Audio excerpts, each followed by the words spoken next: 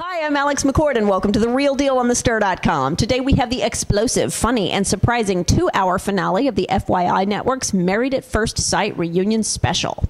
It's 6 months later, and of course what we all want to know is whether the marriage is stuck. Did the divorce stick? Now, if you're just catching up, 3 couples had agreed to commit to arranged marriages, sight unseen, put together by a panel of 4 experts. The couples lived as husband and wife for a month and then had to decide whether to stay married or get divorced. Last week on the finale, we saw everyone's momentous decision, and now at the reunion special, it is 6 months later, and we get to see where they've all landed. Entertainment Tonight's Kevin Frazier hosted the special, and I think that was a smart move by FYI, by the way. It might have been tempting to have the experts host the show, but having someone who was not involved made it more impartial. So first we saw Courtney and Jason, our lovebirds. These two seemed to have such a healthy relationship. It was a joy to watch them.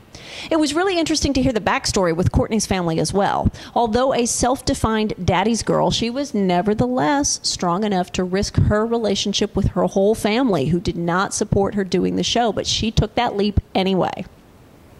The heartbreaking part of Jason and Courtney's story, of course, is the loss of Jason's mother.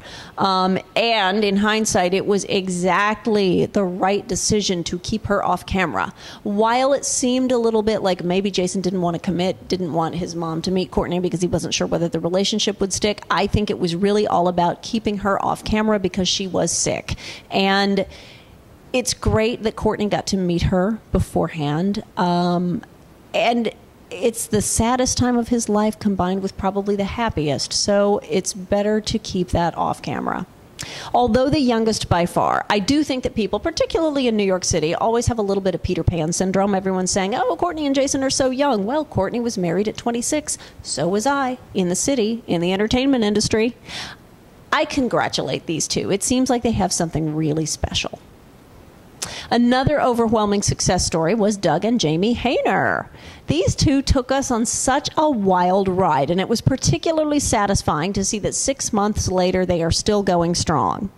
Because they had such a rocky start with Jamie's initial coldness, then with Doug's smoking gun lie, so to speak, it was great to see them in love and moving forward.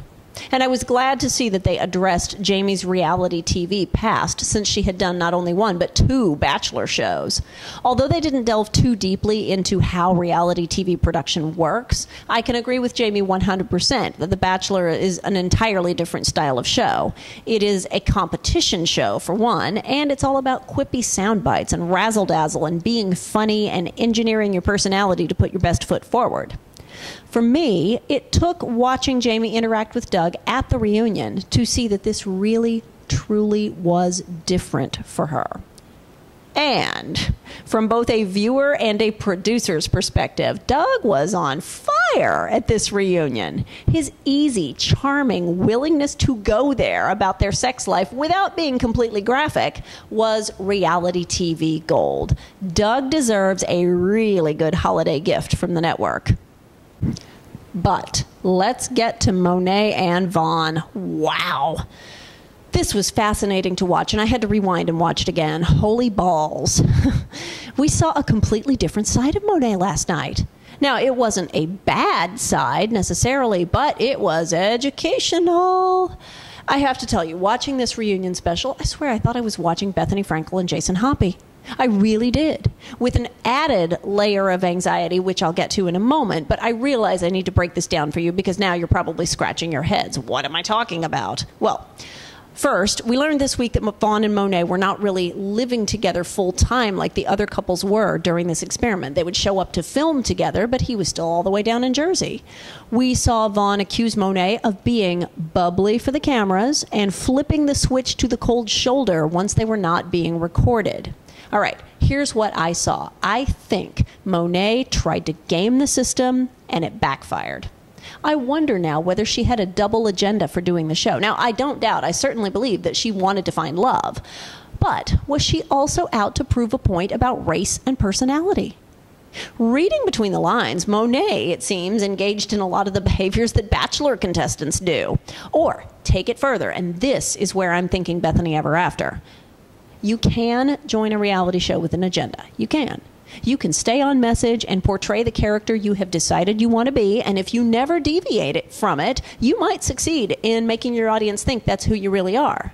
But that is never sustainable. You can pretend that you are bubbly and sweet and trying your best to make the marriage work, but if you switch off every time the cameras go down, you are going to get caught. If it's not real, it will eventually catch up with you. And Monet is right that there are unfortunate portrayals of black women on reality TV, but in trying to counteract that, I feel like we lost the genuine part of it. And while we might expect that on Bad Girls Club or Housewives, we don't want that here. I was saddened to hear that Monet and Vaughn hadn't even seen each other since filming Wrapped, but I'm not surprised. It happens. Reading an interview that Vaughn did with Jet Magazine, he was also a little upset about the way he was edited, and nobody understands that more than me. The thing is, yes, it is a love experiment, and yes, everybody wants these marriages to work out, but it also needs to be compelling television. And frankly, it's good for TV if they don't all live happily ever after. I've said 100 times that editors can take your footage, and with what they choose to keep and what they choose to cut, they can make you the hero or the villain, and there is nothing you can do about it.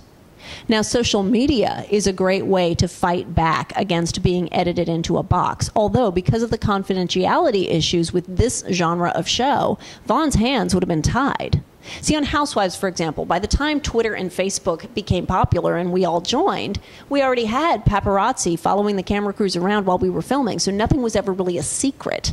Plus, if something aired that made us look crazy, we could just keep putting our unedited selves out there and hope that people would make the leap from the edited TV show to what we shared with fans. It was really interesting to see the Married at First Sight couples react to having thousands of fans commenting on those edited snippets of themselves. And Jamie got it exactly right. You have to remember that there is a person on the other end of the screen name, and frankly, a lot of people do not. Overall, I would call this show a huge success, even for Monet and Vaughn. Everyone appeared to learn a lot about themselves, and I'll bet this experience also gave the 4 experts a new layer for their individual practices, as well as a huge knowledge jump for season 2.